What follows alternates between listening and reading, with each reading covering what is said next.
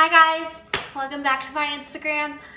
Today I'm going to go over some easier ways to do some meal prep. Most of you have probably heard that your fitness journey, particularly weight loss, is 80% diet and 20% workouts. I firmly believe this makes or breaks your success, so I'm here today to try and help you with that. I'm also sure you've heard that abs are made in the kitchen. And if you're still looking for that kitchen, let me bring mine to you. I'd like to share my 9 top ways to make meal prepping easier and cheaper for you.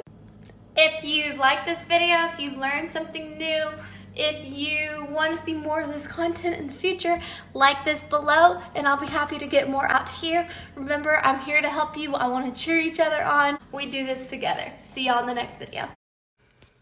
Tip number 1 is have some staples in your life. My staples and your staples might look completely different, but I like to have a staple meal because right now I'm eating 5 different ones. So that's a lot of thought that goes into my macros. So sometimes I like to have the same meal every single week so it's less thought and it's just an automatic response for me. A few of my staples include like guacamole packets. We like eggs around here. We eat a lot of these. We eat a lot of egg whites. We usually have some type of veggie. We usually have some type of whole grain rice, and then we usually have some type of fruit. When I do Devin's meal preps, I cook it all for him, and he loves this tuna mac. It's super easy because it fits the macros every week, and it's something that I can buy in bulk, which brings me to my next point. Tip number 2. Buy your foods in bulk. I like to get my bulk foods from places like Sam's or Costco, but you can find some grocery stores that'll do a buy one, get one. So buying your things in bulk is gonna be more expensive at first, but if you buy it in bulk, then it's cheaper in the long run. And if it's things that you know you eat every week, then it sure helps. And if you buy something in bulk like chicken that you know is gonna go bad eventually, go ahead and prepare what you need this week and then freeze what you don't. So buying in bulk actually will save you money in the long run. There's a lot of meal prep services out there that are super cool and I think are great. However, financially, it's just not a sound option for us. So I like to buy in bulk and make things ahead of time, and that saves me time and money in the long run. This is an especially important one if you're just getting started. Macros and counting calories can be so complicated and it can just turn you off from wanting to pursue your fitness goals. So what I suggest is really starting off slow. When I first started, it was nothing but chicken, rice, and a veggie. That was it. I didn't even season my chicken. I made it so simple, and each week that I gained a little more confidence with my stuff, I would slowly start adding seasonings. I'd slowly start adding different types of things and still watch your calorie content because sometimes that can sneak up on you. But that really helped just to gain my confidence when I first got started. Macros can be so hard, but don't let that stop you from pursuing your goals. I promise, just take it one day at a time and expect to fail. If you fail, that is okay. That means you're learning, and tomorrow or the very next meal, do better. I know counting macros can be so tedious, and counting calories can be the same way. So if you're someone that doesn't work for you, that's okay. But if you're someone who it does work, you see progress, but you just can't quite get the confidence doing it, I promise, take it one meal at a time, one day at a time. You'll start getting more progress, you'll start gaining more confidence, and you'll feel more comfortable doing macros the longer you do it. Expect to fail. Don't expect to be perfect, and it's okay if you're not. You didn't get fatter in one day. You didn't get skinny in one day. You will gain your goals slowly one time, so one messed up meal is not going to affect you in the long run. Just keep working and keep trying to do better, and I promise you'll get there. Don't be afraid to try new cooking styles. When it comes to chicken, I'll cook it in all sorts of different ways. I'll use my oven, I'll use my toaster oven, I'll use an air fryer, or maybe I'll even use a crock pot. If you're tired of eating the same stuff over and over the same way, try different methods. We are busy, we are on the grind. We don't have time to go grocery shopping for an hour and then prep it for another 1 to 2 hours. We got stuff to do. If you are pressed for time, using something like a crock pot, using something like an Instapot is the way to go. Another time crunch option I use all the time is the supermarkets. They have your order ahead.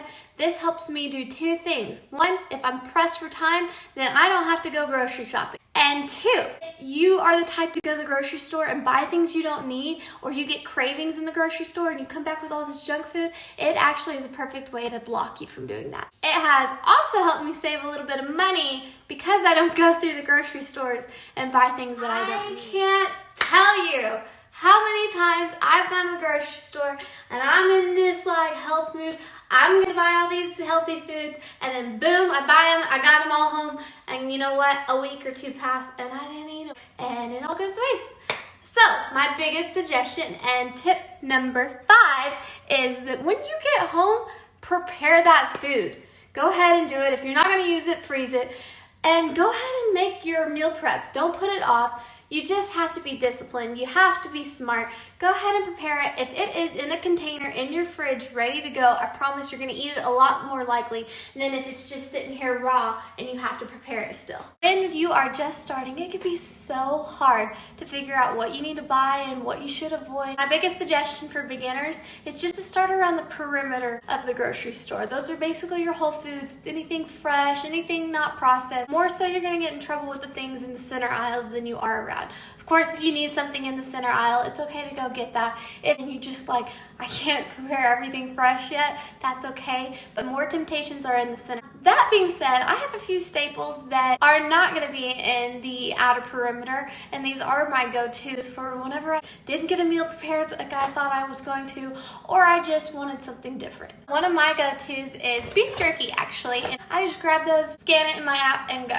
Another one of my go-tos is Premier Protein Shakes. I love it. These have been in my life forever. They are a daily part of my routine. They come in these super easy little containers and you just grab and go. Of course, I have regular protein powder, but these are so good. Remember, I forgot already. You feel like you don't have time to meal prep. That is just the excuse that you put in your way. Sometimes it's a legit thing. You don't have time. You either need to have a come to Jesus talk. You have to go, listen, this is my health. This is my nutrition we're talking about. This is important. Only you are gonna know if it's the truth, or is that just something that you're using to stand in your way? Because yes, later in the week I get temptations too. We all do it. That's normal. That's human. But I am a lot more likely to stick to my diet if I have something ready that I can grab and go versus it's not ready, just didn't meal prep at all, and I think I'll just prepare everything that day. By then I just go get fast food. Monday, Tuesday, Wednesday I prepare big meals. Those are what we ate that night. I would section a little for my lunches. This takes self-control. I'm warning you now, this is not easy. If you're gonna do this method, go ahead, prepare it. Have your meal prep container. As soon as it's done and you're about to eat, put it in that container and put it away. That is going to eliminate temptation to go back and eat second. And tip number whatever. Another come to Jesus talk is plan your food around your macros, not your macros around your food. Face it, as much as I want a Domino's pepperoni pizza to fit into my macros, it's just not gonna happen. Doesn't mean you can't have a form of it. And this is something that I've learned to help curb cravings. It's not something I suggest for a beginner because you're just getting your bearings about you when you're first counting macros, and it can just blow your mind. It can be too hard to try to fit. But like if you are missing pizza like I mentioned, you can do a cauliflower crust and then put your toppings on there and just have that fit your macros. But your biggest thing is don't cheat it.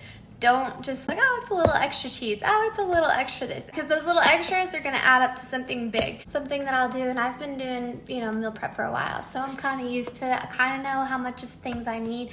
So I'll go to the grocery store, I'll get what I need, and then I'll get home and I'll put it all into my app and plan it, and then that way I make my meals off of that, and that really helps. And last but not least, tip number 9, make things in bulk. You can do things like veggie trays where you just cut up all your veggies and put it on one pan and just cook all those suckers at the same time. Or you can make, like I make little breakfast sandwiches to go, and I will meal prep those suckers for 3 weeks because you can freeze them and eat them whenever you need them. I will be happy to show you this week a few different breakfasts that I am making in bulk for Devin ahead of time that he can just pop in the microwave or pop in the blender and get ready to go. And it's super fast, super easy, and we actually freeze them and they should last us for 3 weeks. Don't be afraid to cook ahead of time. Don't be afraid to cook large batches and freeze them.